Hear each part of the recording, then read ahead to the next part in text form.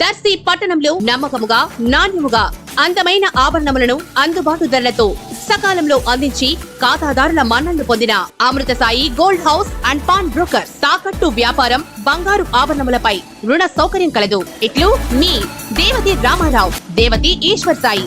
Amrutha Sai gold house and pawn brokers, గడియార స్తంభం వద్ద, కురిచేడు రోడ్, దర్శి.